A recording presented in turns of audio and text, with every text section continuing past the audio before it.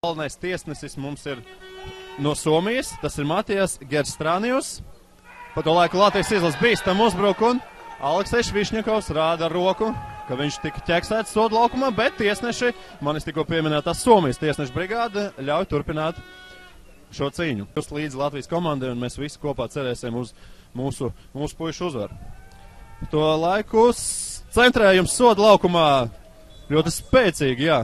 Pirmais sitiens trāpīja pa stabu, jā, un ļoti spēcīgi diezgan. Tā te variantā, tā viņiem ir pārbauda. Šobrīd stūra sitiens, dzeltenā kartiņa un 11 metru soda sitiens.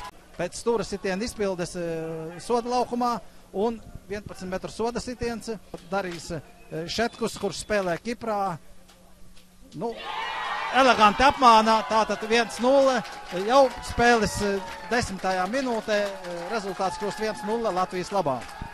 Jā, mēs redzam, spēlētāji priecājas, atzīmē kāda bērnu piedzimšana komandā. Es domāju, mēs noskaidrosim pēc mača, kurš ir šis laimīgais tētis un mamma šajā spēlē, bet rezultāts ir atklāts 1-0, Latvijas izlase izvirzās vadībā. Savstarpēju tādu nesaskaņu dēļ, tā bīstams atkal moments.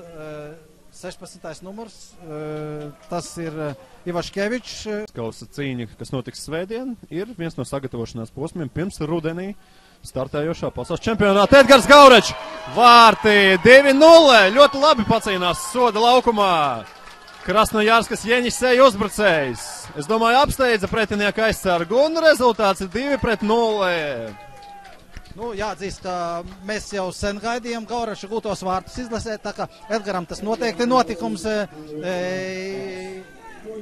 Plānojot Baltijas kausa spēles, es domāju, Igauni speciāli ieplānoja to, lai bīstams sitiens Lietuvas izlases izpildījumā. 53 Eiropas futbola valstis šobrīd ir aktuāli, bet skatāmies bīstams uzbrukums. Aleksejs Višņakovs iziet 1-1. Ko darīs? Precīzi 3-0. Aleksejs Višņakovs izgājienā 1-1. Neatstāja nekādas cerības Lietuvas komandas vārdsargam Ernestam Šetkum. Ko redzam? Latvijas izlases viens no spēcīgākajiem ieročiem. Latvijas izlases viens no spēcīgākajiem ieročiem tie ir pretuzbrukumi. Centrē soda laukumā. Gan neteiksim. Un pārkāpumu apstādina Lietuvas komandas futbolists. Ar ko varbūt izceļas un arī spēlē pret bīstams Gaurečs, viņam no cīņā par bumbu, un tas noteikti nevar nepriecēt. Mēs redzam arī tagad ļoti veiksmīgi izspēle, un Gaurečs gūst 4. vārds. Varbūt jūs varat pakomentēt. Jā, Edgars Gaurečs lieliski uzņēma partneru piespēli jau otrā puslaika pašā sākumā, 2. vārti Edgaram. Valsts vienības sastāvā visi spēlētāji atnāk, apsveic mūsu izlases uzbrucēju 4-0. Ja tu ir spēle, tad var atzīmēt to, ka tagad vārtu moments, bīstam lietuviešu uzbruk, bet mums par laimi pretinieki nenospēlē precīzi. Mums ir ceļš uz Tartu, tad būs, ja fināls, piemēram, būs Tartu. Spēles notiek apmēram tajos pašos laikos, kad notiek gatavošanās. Tika galīgi noformēta tāda komanda kā Gulbene un ja vējš būs arī mikrofonā, vēl skaists citiens, bumbu var teikt jau no tukšiem vārtiem izcita Saučenkovs vārtiem sitīs. Tomēr tātad centrējums. Jā!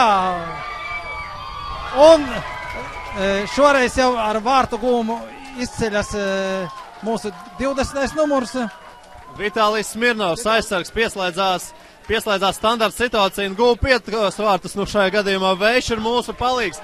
Bet Vējš un veiksmi spīd ne tikai un arī pušu spēcīgākajiem, vai ne? Jau pēc 2 dienām šeit, Viru pilsētā, ļoti bīstams uzbrukums un Andris Vaņins lieliski nospēlē un gaidīt prognozējumu spēli šajā ziņā.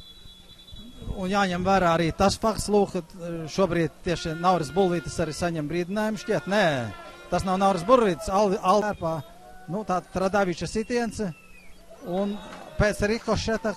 Nozīmi uzvaras kaldināšanā Aleksandra Cauņas darbībām šajā mačā. Un tagad redzam diezgan tādu rupi nospēlē mūsu komandas Savčenkovs aizsargs. Un tur jau uzreiz visa Lietuvas izlases, visi rezervisti soliņš uzliec kājā.